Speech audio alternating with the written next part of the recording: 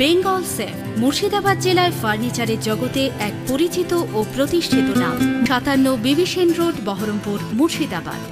জেলা কংগ্রেস কার্যালয় থেকে ভোট গণনার পর সাংবাদিক বৈঠক করে নিজের হার স্বীকার করলেন অধীর রঞ্জন চৌধুরী এবং ইউসুফ পাঠানের জয় সাধারণ মানুষের জয় বলে তিনি জানালেন, নির্বাচনে কেউ জেতে কেউ হারে, আমি হেরেছি এটাই সত্য। পাশাপাশি তিনি বলেন, ভারতবর্ষ জুড়ে ইন্ডিয়া জোট ভালো ফল করেছে, এটা বড় পাওনা।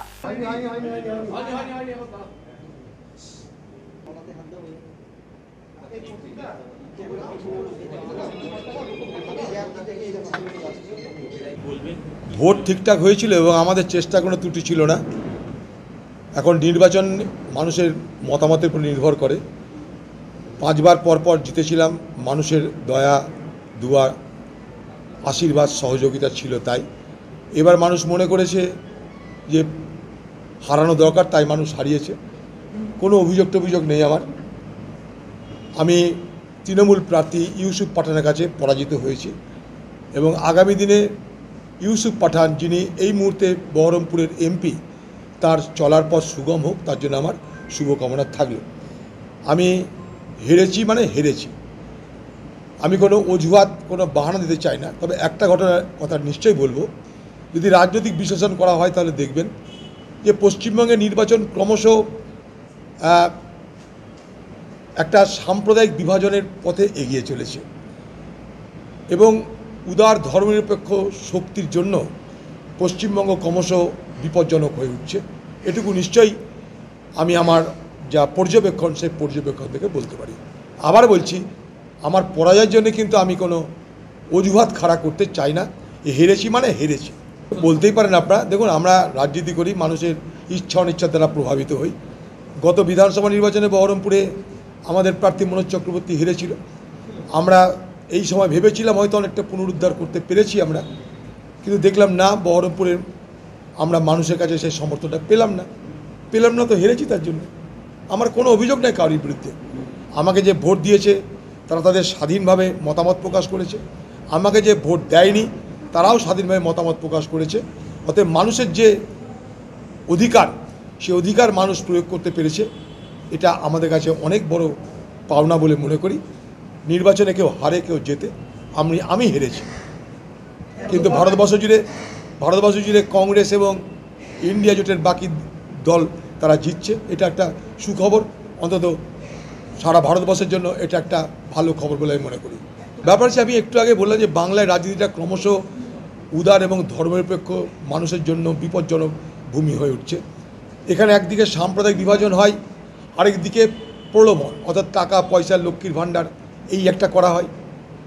আবার উল্টো দিকে আপনি যাবেন, সেখানটা আবার হিন্দু বিভাজনের রাজনীতি করা হয়। ফলে আমরা পড়ে গেছি মাঝখানে। এই মাঝখানে পড়ে আমরা উদার এবং ধর্মনিরপেক্ষ শক্তি যা আছে এখনও বাংলায়, তাদের জন্য বাংলা ক্রমশ বিপজ্জনক হয়ে উঠছে বলে আমি মনে করি। দিকে মুসলিম ভোটের বিভাজন, আরেকদিকে হিন্দু ভোটের বিভাজন, উভয়ের মাঝখানে পড়ে নামে হিন্দুর নামে মুসলমান কাউরি কাছেই আধিপত্য বিস্তার করতে পারিনি, নিশ্চয়ই এটা বলা যেতে পারে স্যান্ডউইচ হয়েছে। কিন্তু তবুও নির্বাচন তো নির্বাচন, যাই হোক, নির্বাচন হেরেছি মানে হেরেছি। ভেবেছিলাম যেদিনকে আপনার এক্সিট পোল মোদিকে 400-500 করে দিচ্ছিল, তার পরের দিন আমাদের পার্টি সর্বভারতীয় নেতা মল্লিকার্জুন খাড়গে, রাহুল গান্ধী, তারা মিলে বলেই দিল আমরা 295টা পাচ্ছি। তো সেদিন থেকে আমরা বলে দিয়েছি মোদির এইসব গদি মিডিয়ার এসব মিথ্যা কথায় মানুষ যেন প্রভাবিত না হয়। ওরা চেয়েছিল সাইকোলজিক্যাল একটা ওয়ারফেয়ার করতে আমাদের বিরুদ্ধে, যেটা রাহুল গান্ধী স্পষ্টভাবে বলেছিল, যেটা একটা সাইকোলজিক্যাল ওয়েপেন ইউজ করছে, অর্থাৎ মনস্তাত্ত্বিক একটা অস্ত্র ব্যবহার করছে। সেটা কিন্তু সফল হলো না। সবথেকে বড় কথা, ইউপি, যেখানে রাম মন্দির তৈরি করে রাম মন্দির দেখিয়ে মোদি ভারতবর্ষকে প্রভাবিত করেছিল, সেই ইউপির মতন জায়গায় বিজেপির পরাজয়, আমি বলবো সারা ভারতবর্ষের ধর্মনিরপেক্ষ মানুষের কাছে এটা একটা অত্যন্ত শুভ বার্তা।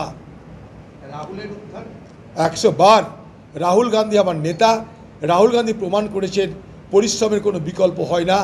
তাই রাহুল গান্ধী একদিকে কন্যাকুমারী থেকে কাশ্মীর, আরেকদিকে ভারত জন্য ন্যায় যাত্রা, তিনি যে অমানসিক পরিশ্রম করেছে, যে হারকিউলিয়ান টাস্ক রাহুল গান্ধীজি করেছে, আজকে তার পরিণামে আমরা দেখছি সারা ভারতবর্ষ জুড়ে মোদি বিরোধী একটা হাওয়া তৈরি হয়েছে, যেখানে ন্যায় সারা ভারতবর্ষ জুড়ে মানুষের মধ্যে আলোচনার বিষয়।